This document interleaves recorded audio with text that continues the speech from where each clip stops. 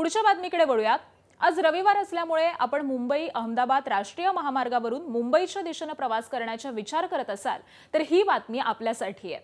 Thane Ghodbunder रोडवरच्या Karpe compound परिसरामध्ये सुरू असलेल्या खड्ड्यांच्या काँक्रिटीकरणाच्या कामामुळे मुंबईच्या दिशेने जाणाऱ्या मार्गावरती मोठी वाहतूक कोंडी झाली आहे। कामादरम्यान एका लेनवरून आलटून पालटून दोन्ही दिशेची वाहतूक सुरू आहे। साधारण 20-20 मिनिटांच्या अंतराने ही वाहतूक ठेवण्यात येते।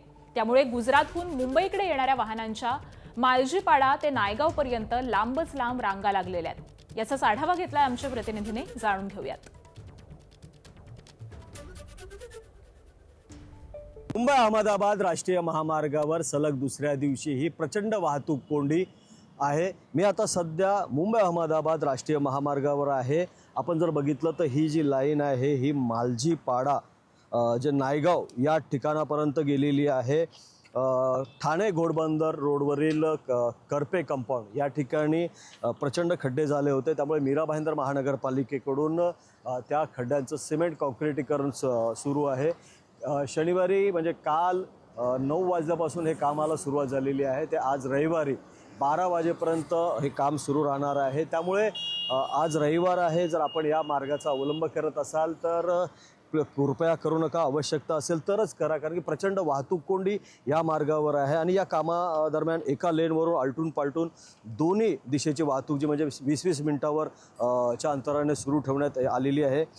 ठाण्याकडून येणारी जी वाहतूक आहे ती चेना गावे मार्गे विरुद्ध दिशेच्या मार्गिकेवर वळवून ते मुंबईच्या दिशेने सोडण्यात येणार आहे। तर मुंबईकडून ठाण्याच्या दिशेने जाणारी जी वाहतूक आहे ही टप्प्याटप्प्यानं सुरू होणार आहे।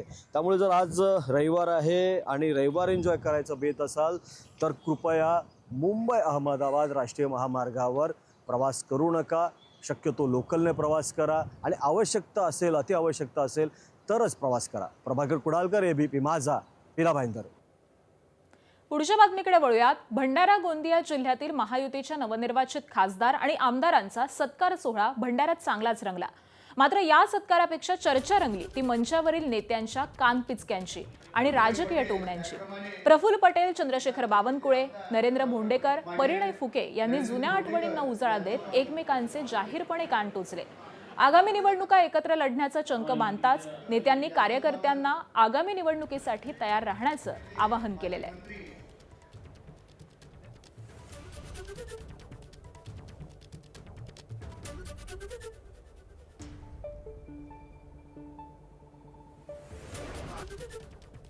आणि खऱ्या अर्थानं बघितलं ना बावनकुळे साहेब, तुम्हाला माहित आहे 19 मध्ये ज्यांना तिकीट आपण देणार होते आणि ऐन वेळी तुम्ही परिणयजीला तुम्ही उभा केला, म्हणजे 19 मध्ये ते आमदार झाला असता। आणि नंतर तुम्ही एक आणखीन चूक केली होती, त्यांना जिल्हा परिषदची साधी तिकीट दिली नाही, म्हणून आम्ही राष्ट्रवादीची तिकीट दिली। भारतीय जनता पार्टी तर कायम विरोधी पक्षामध्ये काम केलं आहे। आमचं आयुष्य देवेंद्रजींचं, नितीनजींचं, साऱ्या लोकांचं आयुष्य हे भारतीय जनता पार्टीमध्ये विरोधी पक्षात गेलं आहे। पण विरोधी पक्षामध्ये आम्ही नौटंकी केली नाही, आम्ही कधी नखरेबाजी केली नाही। आम्ही विधानमंडळामध्ये देवेंद्रजी, आम्ही सर्व लोक सरकारसमोर भांडायचो, सरकारची त्या ठिकाणी हुज्जत करायचो, सरकारसमोर ठिय्या करायचो। आणि तेव्हा आमच्या विरोधी पक्षात असताना आम्ही या ठिकाणी काम करायचो। पण एक गोष्ट खरी आहे भोंडेकरजी की नौटंकी सुरू आहे नुसती, पण चिंता करू नका, अशा नौटंकीबाज लोकांना लोक पुन्हा निवडून देत नाही। जेवढ्या स्पीडनं निवडून आले तेवढ्या स्पीडनं जमानत जप्त झाल्याशिवाय राहणार नाही। नगर परिषद असली किंवा ग्रामपंचायत असली, एकदा मला सांगण्यात आलं की याची जबाबदारी तुम्हाला आहे, तर मग मलाही थोडंसं माझ्या ती जसं नशा शराबमध्ये होतं, माझ्या डोक्यात थोडंसं निवडणूक येते, त्यामुळे काही लोक दुखावले असतील नरेंद्र भाऊ वगैरे सारखे की निवडणूक आली की मी कशी करून जिंकली पाहिजे हेच माझ्या डोक्यात असतं। आणि म्हणून त्यामुळे माझ्या याच्यात काही चुका होतात आणि या निवडणुकी दरम्यान त्याचा रागही आला असणार, ते साहजिक आहे। काही माझ्या या निवडणुकी दरम्यान काही बोलण्या वागण्यात काही जर चूक झाली असणार तर मी या माध्यमातून आपल्या सर्वांची आणि सर्व मतदारांची, मंचावर बसलेल्या सर्वांची दिलगिरी व्यक्त करतो। मी या ठिकाणी पालकमंत्र्यांना सुद्धा विनंती करेन की डीपीडीसी मध्ये काही भाग आमदारांसाठी ठेवा, खासदारांसाठी ठेवा, परंतु काही भाग कार्यकर्त्यांसाठी सुद्धा ठेवा, जिल्ह्याच्या पदाधिकाऱ्यांसाठी सुद्धा ठेवा आणि त्या जिल्हा प्रमुख पासून ते तालुका प्रमुखांना फक्त भारतीय जनता पक्षाच्याच कार्यकर्त्यांना नका ठेवू, तर राष्ट्रवादी आणि शिवसेनेच्या बी कार्यकर्त्यांना न्याय देण्याचा प्रयत्न करा. पिंपरी चिंचवडच्या मोशीतील कचरा डेपो दुर्घटनेमध्ये एकूण 9 कामगारांचा मृत्यू झालाय. तब्बल 81 तासांपासून सुरू असलेलं शोधकार्य अखेर मध्यरात्री 1 वाजता संपलं. या दुर्घटनेमध्ये 14 कामगार सुदैवानं बचावलेत.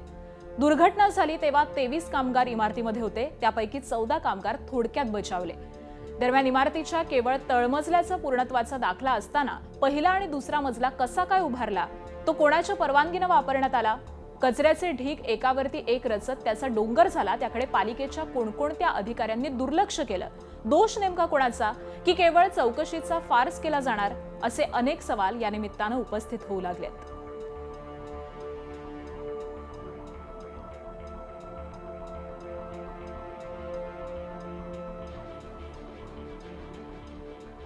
राज्यात निकृष्ट दर्जाचे बियाणे देणाऱ्या कंपनीवरती थेट फौजदारी गुन्हे दाखल करण्यात आलेले आहेत. अमरावतीनंतर आता थेट अकोल्यामध्ये सोयाबीन बियाणं कंपन्यांवरती गुन्हे दाखल करण्यात आलेत. उगवण चाचणीमध्ये नापास झालेले बियाणं या कंपन्यांनी शेतकऱ्यांच्या माथी मारल्याचा गंभीर आरोप होतोय. सोयाबीन पेरणी करून 2 आठवडे उलटल्यानंतर देखील अंकुर फुटेनात अशी परिस्थिती होती. सोयाबीन बियाणांचे नमुने प्रयोगशाळेमध्ये पाठवण्यात आल्यानंतर प्राथमिक अहवालानुसार बियाणं निकृष्ट दर्जाचं असल्याचं अहवालामधून समोर आलंय. अखेर अकोल्यामध्ये सिटी कोतवाल आणि MIDC पोलीस ठाण्यामध्ये बूस्टर आणि रवी सीड्स बियाणं कंपन्यांवरती गुन्हे दाखल झालेले आहेत. अकोला जिल्ह्यामध्ये जवळपास 1000पेक्षा अधिक शेतकऱ्यांनी सोयाबीन उगवलं नसल्याच्या तक्रारी केलेल्या होत्या. अकोला जिल्ह्यात बियाणे उगवण संदर्भात शेतकऱ्यांच्या मोठ्या प्रमाणात तक्रारी प्राप्त झालेल्या होत्या. आजपर्यंत जिल्ह्यात एकूण 995 तक्रारी प्राप्त झालेल्या आहेत. यामध्ये रवी सीड्स या कंपनीच्या एकूण 310 तक्रारी आहेत आणि बुस्टर प्लांट जेनेटिक्सच्या 191 तक्रारी होत्या आणि यांच्या प्रयोगशाळेमध्ये नमुने मोठ्या प्रमाणावर अप्रमाणित आलेले असल्या कारणाने यांच्यावर आज आपण सिटी कोतवाली आणि MIDC पोलीस स्टेशन येथे गुन्हा दाखल केलेला आहे. भाजप युवा मोर्चाचे पुणे जिल्हाध्यक्ष वैभव सोलनकर यांच्या गाडीवरती अज्ञात व्यक्तींकडून हल्ला करण्यात आलाय. हा हल्ला रोहित पवार यांनी घडवून आणला असल्याचा आरोप वैभव सोलनकर यांनी केलाय. इंदापूर शेटफळे गडे इथल्या शेतकऱ्यांची बैठक संपून सोलनकर हे घरी परतत असताना पालखी महामार्गालगतच्या कांधेरी रोडवरती हा हल्ला झाला. विना नंबर प्लेटच्या 2 दुचाकींवरून आलेल्या अज्ञात इसमांनी सोलनकर यांच्या गाडीवरती दगडफेक केली असा आरोप त्यांनी केलाय. वारंवार मी बारामती अॅग्रोच्या विषयामध्ये बोलत असताना बारामती अॅग्रोला पोल्युशन बोर्डाने नोटीस देखील काढलेली आहे आणि आम्ही याच्यानंतर आमची काय भूमिका असावी ह्या विषयासाठी मी शेतकऱ्यांना एकत्रित करून आम्ही आज त्यांच्यासोबत बसलो होतो. ते झाल्यानंतर माझ्यावरती हल्ला होतो. म्हणजे हे मला कुठेतरी थांबवण्यासाठी किंवा बॅड हल्ला करून ह्या विषयामध्ये थांबवण्यासाठी रोहित पवारने काळजी केलेली दिसते. रोहित पवार मी पण ढेकळवाडी गावचा आहे. इथून पुढे तुझ्या कारखान्याच्या विषयात अजून अग्रेसिव्हपणे भूमिका मांडणार. आमदारावर तुम्ही गंभीर आरोप करताय. नाही, रोहित पवारनेच घडवून आणले ना, दुसरं कोण घडवणार आहे? त्या महाराष्ट्रामध्ये असे हल्ले कोण घडतो? रोहित पवारच घडवतो ना, दुसरं कोणाला सवय ना असे हल्ले घडवायचे. बातमी आहे सांगलीतून. राष्ट्रवादी काँग्रेस शरद पवार गटाचे ईश्वरपूरचे नगराध्यक्ष आनंदराव संभाजी मलगुंडे हे अपात्र ठरलेत. सांगली जिल्हाधिकाऱ्यांनी त्यांच्यावरती ही कारवाई केली आहे. पेठ सांगली राज्य महामार्गालगत अतिक्रमण करून बांधकाम केलं असल्यामुळे नगराध्यक्ष आनंदराव मलगुंडे यांना अपात्र ठरवण्यात आलंय. सांगलीचे जिल्हाधिकारी यांच्याकडे काही महिन्यांपूर्वी याबाबतची सुनावणी सुरू होती. अखेर याबाबत निर्णय झालेला आहे. महाराष्ट्र नगर परिषद, नगरपंचायती आणि औद्योगिक नागरी अधिनियम कलम 44(1) मधील तरतुदीनुसार मलगुंडे यांना अपात्र ठरवण्यात आलंय. राज्य शासनाकडे अपील करण्यासाठी 15 दिवसांची मुदत देण्यात आली आहे. दरम्यान या निर्णयामुळे राजकीय वर्तुळामध्ये एकच खळबळ माजलेली असून राष्ट्रवादी शरदचंद्र पवार पक्षाचे नेते आमदार जयंत पाटील यांना मोठा धक्का मानला जातोय.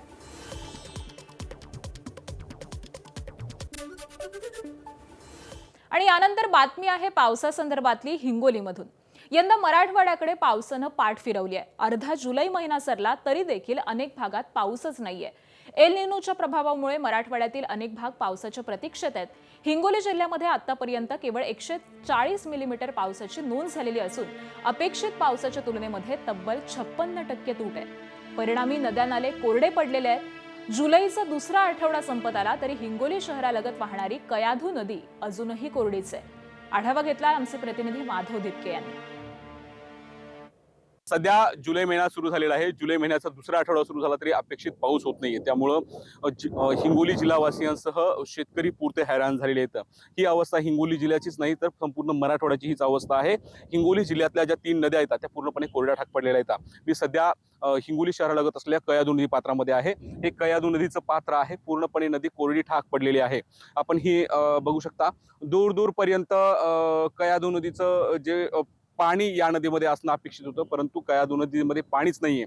त्यामुळं दूरदूरपर्यंत आपल्याला या नदीचं वाळवंट झाल्याचं आपल्या ठिकाणी पाहायला मिळतंय. अगदी नदीमध्ये पाणीच नसल्यामुळे या भागातल्या शेतकऱ्यांनी त्यांची जे गुरं आहेत ते गुरं या नदीमध्ये चरायला सोडलेले आहेत. जे धरणं येतं हिंगोली जिल्ह्यामध्ये 3 धरणं येतं, त्यामध्ये इसापूर धरण आहे. त्या धरणाची पाणी पातळी वाढलेली नाहीये. ते पाणी साधारणतः 46% त्या धरणामध्ये इसापूर धरणामध्ये पाणी आहे.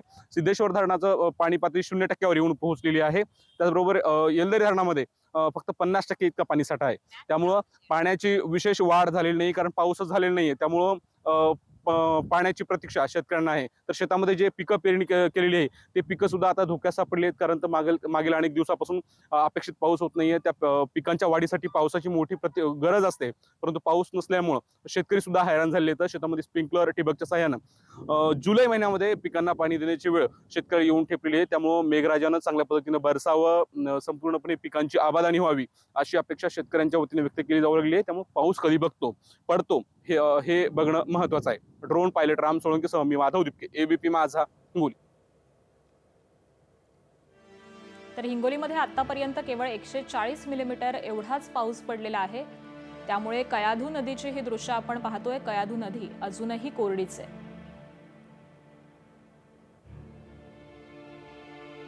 आणि पुण्यामध्ये 3 दिवसांपासून पावसानं विश्रांती घेतलेली आहे. धरणांमधील आवक यामुळे थांबली आहे. सध्या 57.52% इतका पाणीसाठा खडकवासला धरणामध्ये आहे.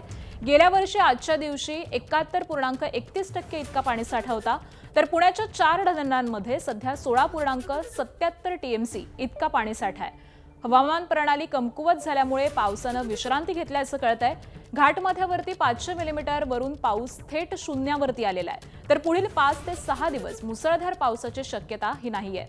गेल्या आठवडाभरामध्ये पुणे शहर, घाटमाथा आणि कोकणामध्ये मुसळधार बरसलेल्या पावसानं गेल्या 2 ते 3 दिवसांपासून अचानकपणे विश्रांती घेतल्याचं दिसतंय. काहीच दिवसांपूर्वी घाटमाथ्यावरील अनेक ठिकाणी 500 ते 600 मिलीमीटर पावसाची नोंद झाली होती.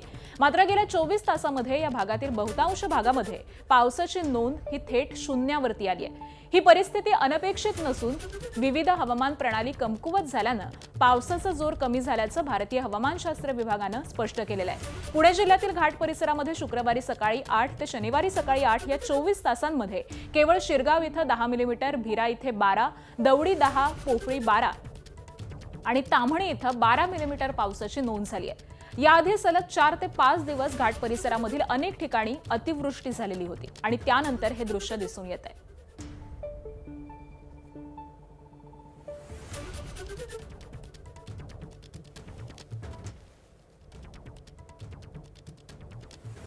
आणि आता बातमी आहे दिल्लीमधून. केंद्रीय शिक्षण मंत्री धर्मेंद्र प्रधान यांच्या राजीनाम्यासाठी आणि पेपरफुटीच्या निषेधार्थ दिल्लीतील जंतर मंतरवर सुरू असलेल्या आंदोलनाला आता एक वेगळंच वळण मिळालंय. पर्यावरणवादी कार्यकर्ते सोनम वांगचुक यांच्या उपोषणाचा आज 15वा दिवस आहे. नीटसह इतर परीक्षांमधील कथित गैरव्यवहारांच्या प्रकरणामध्ये केंद्रीय शिक्षण मंत्री धर्मेंद्र प्रधान यांनी राजीनामा द्यावा ही मागणी सीजेपीनं लावून धरली आहे. वांगचुक यांचं वजन 7.5 किलोनं कमी झालंय. विद्यार्थ्यांच्या प्रश्नांवरती संसदेत चर्चा करावी अशी मागणी काँग्रेस जनता पार्टीकडून करण्यात आली आहे. या मागणीसाठी सोनम वांगचुक यांच्या नेतृत्वाखाली 20 जुलैला संसदेवरची मोर्चा काढण्यात येणार आहे. भारतीय रेल्वेच्या इतिहासात 17 जुलै रोजी सुवर्णाक्षरानं एका ऐतिहासिक क्षणाची नोंद होणार आहे. 17 जुलैपासून देशातील पहिली हायड्रोजनवरती चालणारी प्रवासी ट्रेन सुरू होणार आहे. पंतप्रधान नरेंद्र मोदी या ट्रेनला हिरवा झेंडा दाखवणार आहेत. हरियाणातील जिंद ते सोनीपत या मार्गावरती ही ट्रेन धावणार असून पर्यावरणपूरक वाहतुकीच्या दिशेनं भारतानं टाकलेलं हे एक मोठं पाऊल मानलं जात आहे. हायड्रोजन फ्युएल सेल तंत्रज्ञानाचा वापर केल्यामुळे या ट्रेनमधून जवळपास 0 प्रदूषण होणार आहे. ग्रीन ट्रान्सपोर्ट मिशन आणि मेक इन इंडिया अभियानातील हा महत्त्वाचा टप्पा मानला जातोय. या ट्रेनचं भाडं सर्वसामान्यांच्या आवाक्यामध्ये ठेवण्यात आलेलं आहे. रेल्वेनं किमान 5 रुपये आणि कमाल 25 रुपये इतके तिकीट दर निश्चित केलेत.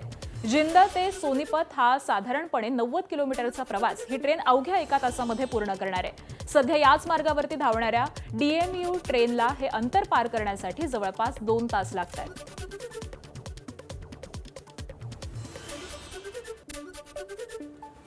ओडिशा राज्यातील बालासोर जिल्ह्यामध्ये चोरीची थरारक घटना घडली आहे. काही चोरांनी थेट महिंद्रा थार गाडीचा वापर करून ATM मशीनच मुळापासून उखडून नेलंय. ATM मधील लाखो रुपयांची रोकड लंपास केली आहे. चोरीची घटना CCTV मध्ये कैद झाली आहे. एका काळ्या रंगाच्या महिंद्रा थार गाडीमधून 5हून अधिक चोरटे ATM केंद्रावरती आले. त्यांनी ATM मशीनला एका जाड दोरीनं थार गाडीला बांधलं आणि यानंतर गाडीच्या वेगाचा वापर करून त्यांनी संपूर्ण मशीनच जमिनीपासून उखडून काढलंय आणि गाडीमागे फरफटत नेलं.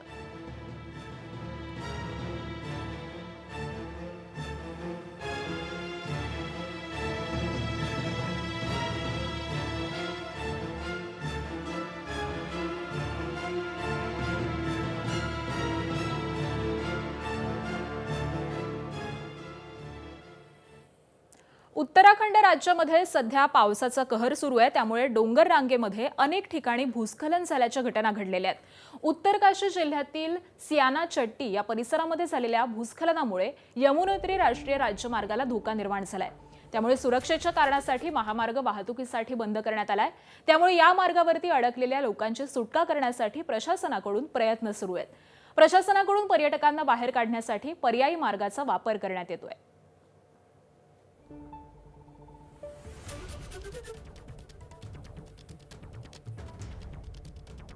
आणि मुसळधार पावसामुळे अनेक ठिकाणी दरडीच्या घटना घडत आहेत. या दरडींमुळे मोठं नुकसान होत आहे. हिमाचल प्रदेशच्या मंडीमध्ये दरड कोसळून हाहाकार माजलाय. डोंगरांवरून सुरुवातीला छोटे छोटे दगड खाली येतात. त्यानंतर काही सेकंदामध्येच डोंगराचा मोठा भाग कोसळला आणि पाहता पाहता रस्त्यावरती दगड मातीचा ढिगारा साचला. मंडी जिल्ह्यातील थामलाह भागातील या घटनेमुळे संपूर्ण रस्ता बंद झालाय. अपघाताच्या वेळी रस्त्यावरती एक JCB सुद्धा तिथे होता.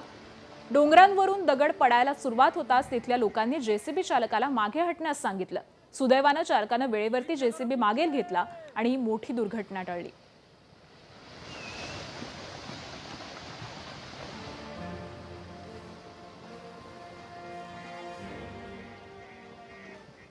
उत्तर प्रदेशातील पिलभीतमध्ये मानवी वस्तीत मगर आल्यामुळे मोठा गोंधळ उडालाय. मगरीची माहिती मिळताच वन आणि पोलिसांची पथकं घटनास्थळी दाखल झाली आणि मगरीची सुखरूप सुटका करण्यात आली. वन विभागाच्या पथकानं मगरीला धरणात परत सोडून दिलंय. त्यानंतर गावकऱ्यांनी सुटकेचा निश्वास टाकला. सततच्या पावसामुळे नद्यांमधील पाण्याची पातळी वाढलेली असून जलचरांनी गावाकडे वाट धरलेली आहे. दरम्यान वन विभागाच्या पथकानं गावकऱ्यांना पावसाळ्यात सतर्क राहण्याचं आवाहन केलंय. पुढची बातमी पाहूयात. भारतासह परदेशात नेटवर्क असलेल्या ऑनलाईन सेक्स रॅकेटचा नागपूर पोलिसांच्या गुन्हे शाखेच्या सामाजिक सुरक्षा पथकानं पर्दाफाश केलाय. पोलिसांनी नागपुरातील अंबाझरी पोलीस स्टेशनच्या हद्दीतून 2 परदेशी महिलांसह 5 महिला त्याचबरोबर त्यांच्याकडून देहविक्री करून घेणाऱ्या एका आरोपीला ताब्यात घेतलेलं आहे. सचिन महाजन असं अटक केलेल्या आरोपीचं नाव आहे. या रॅकेटचा मुख्य सूत्रधार समीर उर्फ मनीष ठाकूर त्याचबरोबर राहुल आणि पूजा नावाचे आरोपी मात्र सध्या फरार झालेत.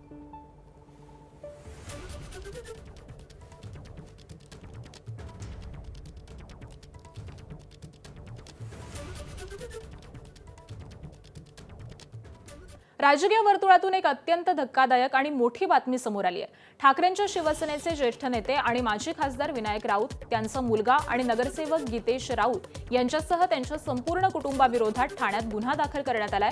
विनायक राऊत यांची सून गिरिजा राऊत यांनी दिलेल्या तक्रारीवरून ठाण्यातील कापूरबावडी पोलीस ठाण्यामध्ये हा गुन्हा नोंदवण्यात आलाय.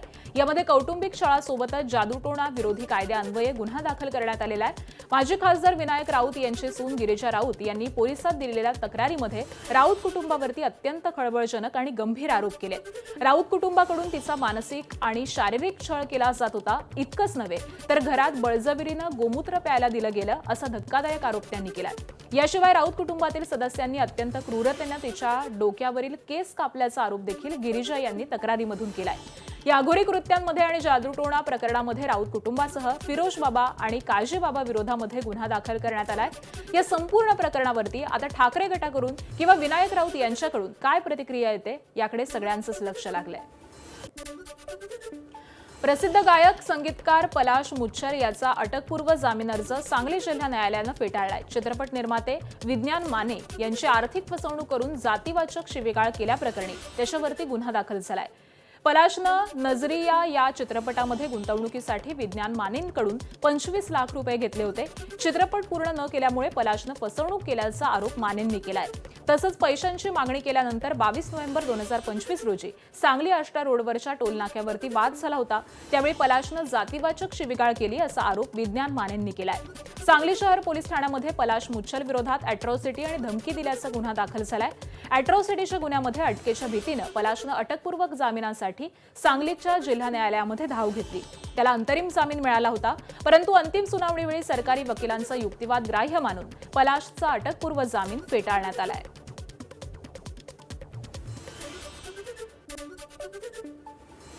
आज रविवार असल्यामुळे आपण मुंबई अहमदाबाद राष्ट्रीय महामार्गावरून मुंबईच्या दिशेने प्रवास करण्याचा विचार करत असाल तर ही बातमी आपल्यासाठी महत्त्वाची आहे. ठाणे घोडबंदर रोडवरच्या करपे कंपाऊंड परिसरामध्ये सुरू असलेल्या खड्ड्यांच्या काँक्रिटीकरणाच्या कामामुळे मुंबईच्या दिशेने जाणाऱ्या मार्गावरती मोठी वाहतूक कोंडी निर्माण झाली आहे. कामादरम्यान एका लेनवरून आलटून पालटून दोन्ही दिशेची वाहतूक साधारण 20-20 मिनिटांच्या अंतरानं सुरू ठेवण्यात येते. त्यामुळे गुजरातहून मुंबईकडे येणाऱ्या वाहनांच्या मालजीपाडा ते नायगाव पर्यंत रांगा लागलेल्या आहेत. हॉस्पिटलला जायचं आम्हाला आणि असा उशीर झाला की मग कसं पोहोचणार आम्ही लोकांनी. मग असं ट्रॅफिक मध्ये आम्ही असं फसूनच जाणार. कुठे जायचंय? आम्हाला आता नायर हॉस्पिटलला जायचंय.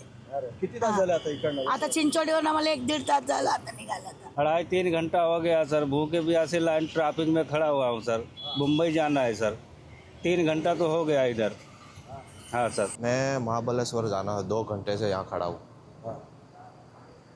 बहुत फंस गए हैं यहाँ पर. तो बहुत फंस गए. नाश्ता वगैरह खाना हो गया? ना अभी खाना नहीं खाया है ना, 2 घंटे से यहीं खड़ा हूँ. अभी तो मैं 6 बजे से इधर ही से अपना सातीवरी से इधर तक आया है. 6 बजे से. 6 बजे से? हाँ. ट्रैफिक की वजह से कल भी हम खड़ा कर दिए थे, फिर आज सुबह खड़ा गाड़ी निकाले, उसके बाद अभी यहाँ तक पहुँचे. किधर जाना है? जाना है मेरे को भाईंदर. 1 तास झालं माझा. हां. आज भरपूर ट्रॉफिक आहे. धंद्याला परिणाम काय? धंद्याला आता काय जाऊन 10 वाजता घरी जा धंदा करायला. तर धंदा काय होणार नाही आता. मुंबई अहमदाबाद राष्ट्रीय महामार्गावर सलग दुसऱ्या दिवशी ही प्रचंड वाहतूक कोंडी आहे. मी आता सध्या मुंबई अहमदाबाद राष्ट्रीय महामार्गावर आहे. आपण जर बघितलं तर ही जी लाईन आहे ही मालजीपाडा जे नायगाव या ठिकाणापर्यंत गेलेली आहे. ठाणे घोडबंदर रोडवरील करपे कंपाऊंड या ठिकाणी प्रचंड खड्डे झाले होते. त्यामुळे मीरा भाईंदर महानगरपालिकेकडून त्या खड्ड्यांचं सिमेंट काँक्रिटीकरण सुरू आहे. शनिवारी म्हणजे काल 9 वाजल्यापासून हे कामाला सुरुवात झालेली आहे. ते आज रविवारी 12 वाजेपर्यंत हे काम सुरू राहणार आहे. त्यामुळे आज रविवार आहे, जर आपण या मार्गाचा अवलंब करत असाल तर कृपया करू नका. आवश्यकता असेल तरच करा, कारण की प्रचंड वाहतूक कोंडी या मार्गावर आहे. आणि या कामादरम्यान एका लेनवरून आलटून पालटून दोन्ही दिशेची वाहतूक जी म्हणजे 20-20 मिनिटावर च्या अंतराने सुरू ठेवण्यात आलेली आहे.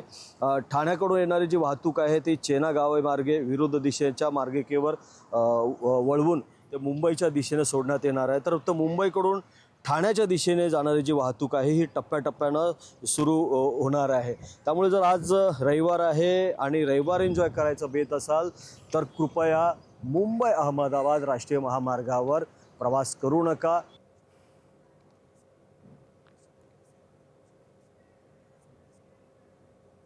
पुण्याकडे येणारी वाहतूक बंद असल्यामुळे दिवे घाटात काल रात्री मोठी वाहतूक कोंडी झाली होती. रात्रभर इथे वाहतूक कोंडी होती, मात्र सध्या वाहतूक कोंडी नाही. यातून पुणे ग्रामीण पोलिसांचा ढिसाळ कारभार समोर आलाय. ग्रामीण पोलिसांचं वाहतूक नियोजन पूर्णपणे पडल्याचं या कोंडीतून दिसतंय.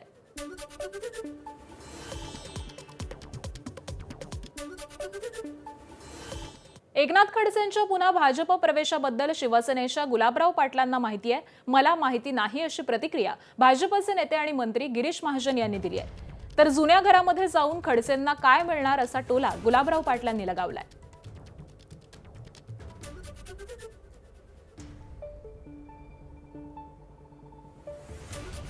काय कशा करता भेट घेता मला माहीत नाही आहे. पण आता काय पिक्चर संपल्यानंतर पुन्हा नवीन पिक्चर चालू करणं इतकं सोपं नसते. नट तसा असावा लागते. हं? हे नट कसे वाटतं आपल्याला? आता काय ते आता इतना टूटा हूँ कि छूने से बिखर जाऊंगा, तुम अगर और दुआ दोगे तो मर जाऊंगा.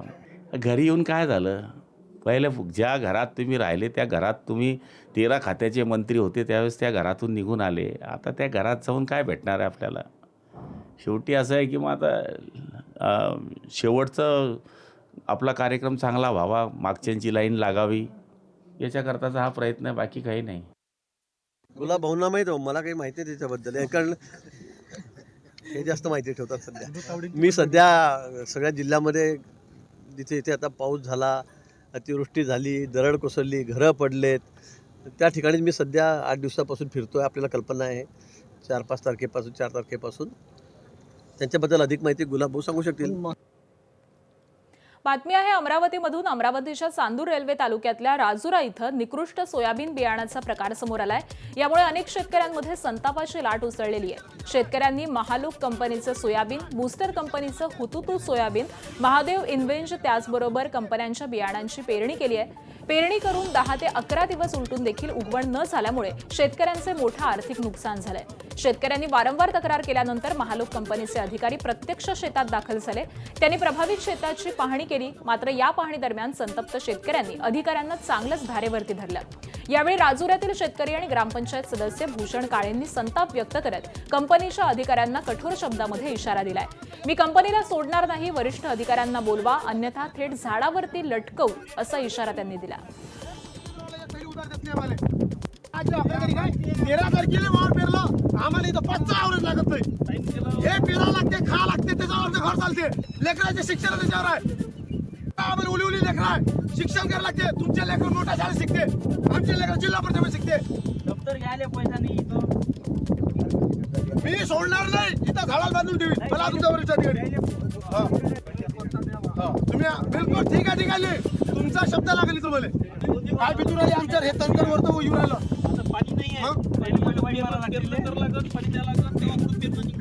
साहेब हंड्या करत होत्या, कोणत्या कृषी केंद्राला उमेदवारी देत आम्हाला. एकही कृषी केंद्रवाला जातं, त्यांना शेतकरी मागतलं, एक खैली सोयाबीन मागतलं, उधार नाही देत आम्हाला कोणी. काही म्हणतात शेतकऱ्याची परिस्थिती नाही पैसे.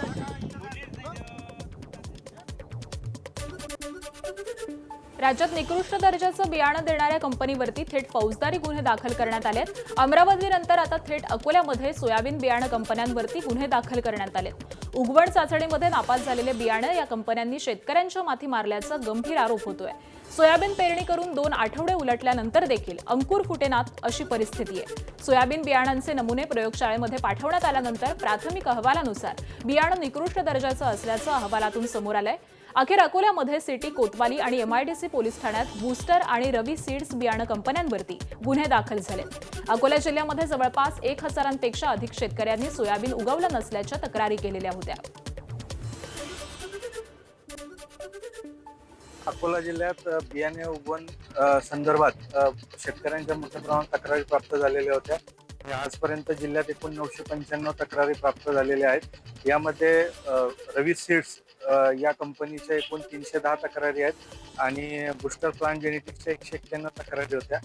आणि यांच्या प्रयोगशाळेमध्ये नमुने मोठ्या प्रमाणावर अप्रमाणित आलेले असल्या कारणाने यांच्यावर आज आपण सिटी, कोतवाली आणि MIDC पोलीस स्टेशन येथे गुन्हा दाखल केलेला आहे. आणि आता बातमी आहे गडचिरोलीमधून. एका बाजूला महाराष्ट्रातील मोठ्या शहरांमध्ये रस्त्यावरती काही मिनिटांसाठी पाणी साचलं तरी त्याची चर्चा होते, तक्रारी होतात, राजकीय आरोप प्रत्यारोप देखील होतात. तर दुसऱ्या बाजूला गडचिरोलीच्या अत्यंत दुर्गम आणि मागासलेल्या भागामध्ये कुठलीही तक्रार न करता पोलीस मोठ्या अडचणींचा सामना करतायत.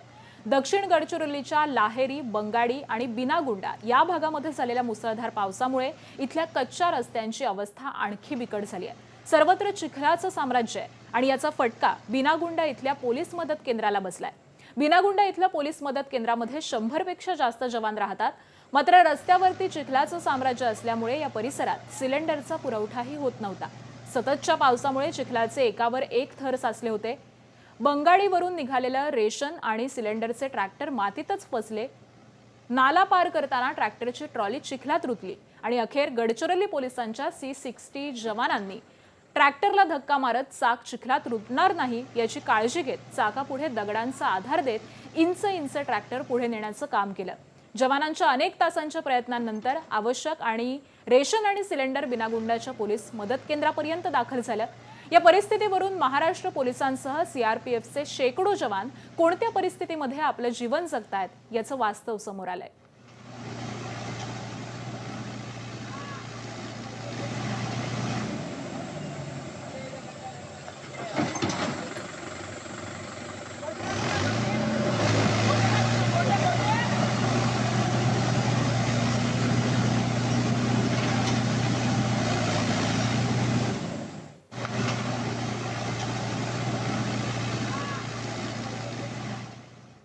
पुढच्या बातमीकडे वळूयात।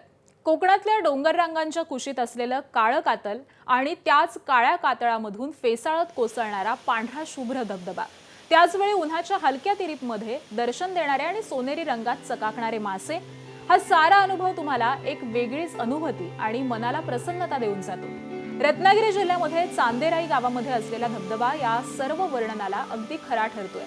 मुख्य रस्त्यापासून काहीसा आत गेल्यानंतर थोडीशी अवघड वाटेवरून पायपीट केल्यानंतर हा धबधबा तुम्हाला नजरेला पडतो। निसर्गरम्य वातावरणामध्ये इथून मागे फिरायला तुमचं मनही तयार होत नाही। या धबधब्याबद्दल अधिक माहिती देत आहेत आमचे प्रतिनिधी, पाहूया।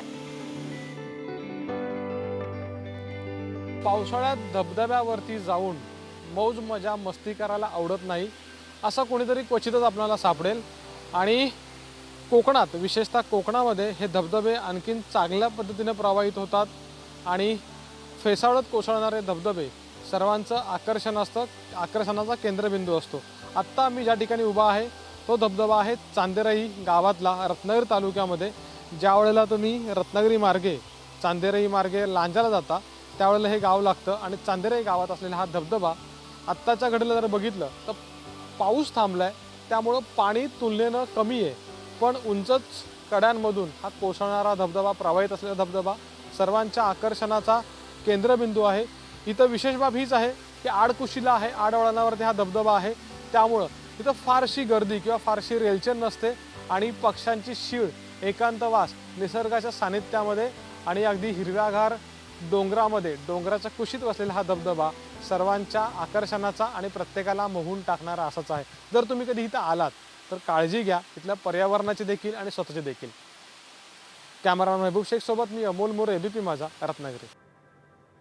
पुढची बातमी पाहूयात। बातमी आहे पुण्यामधून। पत्नीशी झालेल्या कौटुंबिक वादाच्या रागातून पतीनं घरातील साहित्य पेटवून दिल्याची धक्कादायक घटना सिंहगड रस्ता परिसरातील सावित्रीबाई फुले वसाहतीत घडली आहे। या आगीमध्ये घरातील गृहोपयोगी साहित्य जळून खाक झालंय तर 3 पाळीव मांजरांचा होरपळून मृत्यू झालाय। या प्रकरणी 36 वर्षीय महिलेनं पर्वती पोलीस ठाण्यात फिर्याद दिलेली असून त्यानुसार तिच्या पतीविरोधात गुन्हा दाखल करण्यात आलाय।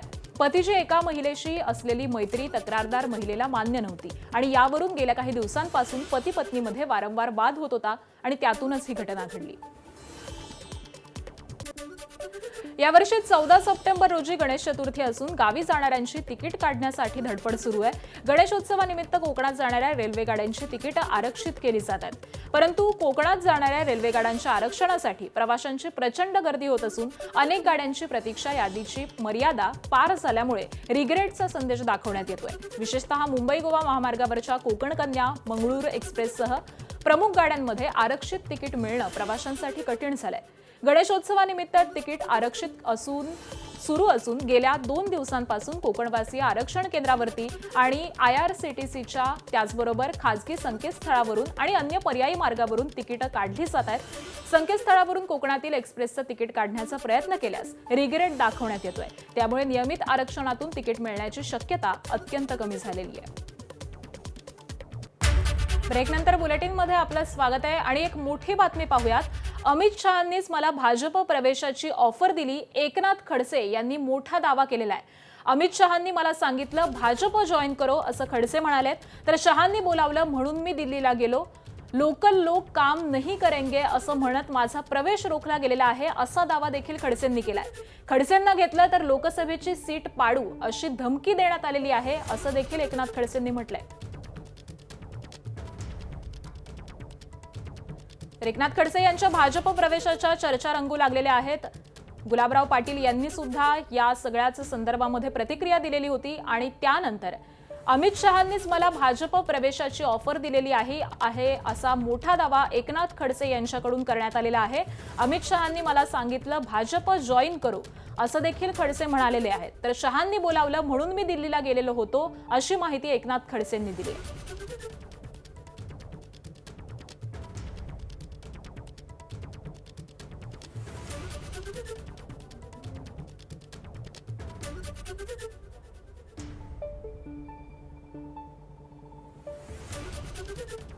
तर एकनाथ खडसे यांनी मोठा दावा केलेला आहे. भाजप प्रवेशाच्या चर्चा रंगू लागलेल्या आहेत आणि याच चर्चा रंगल्यानंतर त्यांनी प्रतिक्रिया दिलेली आहे. अमित शहांनीच मला सांगितलेलं होतं की भाजप जॉईन करा असं एकनाथ खडसे यांनी स्वतः म्हटलेलं आहे. शहांनी मला दिल्लीला बोलावून घेतलेलं होतं आणि त्यामुळेच मी दिल्लीला गेलेलो होतो असं देखील त्यांनी म्हटलंय. दिल्लीला मी गेलो होतो त्यावेळेस मी गेलो म्हणजे मी स्वतःहून गेलो नव्हतो. माननीय अमित शहा यांनी मला फोन केला होता. मला त्यांनी दिल्लीला बोलवून घेतलं होतं. त्यावेळेस मला माहिती नव्हतं काय काम आहे आणि गेल्यानंतर त्यांनी मला सांगितलं होतं की भाजप जॉईन करू आणि नड्डाजीकडे पाठवलं. नड्डाजींनी काय ते त्या सगळ्यांना माहिती आहे. त्यानंतरच्या कालखंडामध्ये शिरीष महाजन म्हणतात मी विरोध केला नव्हता. त्यांनी विरोध केला नसेल पण वरच्यांनी जे मला सांगितलं त्या कालखंडामध्ये ते म्हणाले आपको अगर प्रवेश देंगे तो भाजप के लोकल लोग आपसे पार्टी बोल रही कि हम काम नहीं करेंगे, हम सीट गिरा देंगे, ऐसा वो ब्लैकमेल कर रहे हैं. इसलिए आप लोकसभा में हमारा काम करो बाद में देखते हैं असं त्यांनी म्हटलं होतं. मग ब्लॅकमेल कोण करत होतं? नाथाभाऊंना प्रवेश दिला तर आत्ताही म्हणतात की नाथाभाऊंकडे जर देवेंद्र फडणवीस वाढदिवसाच्या दिवशी आले तर मी राजकारण सोडून देईल हे वाक्य कोणाचे आहे? अशा अनेक गोष्टी आपण त्या खोलवर मी जात नाही. माझा 75वा वाढदिवस आहे, अमृत महोत्सवी वाढदिवस आहे आणि त्यानिमित्त शरद पवार साहेब, उद्धवजी ठाकरे, शिंदे साहेब या सर्वांनाच विनंती करणार आहे की तुम्ही यावं. जे येतील त्यांचं स्वागत करणार.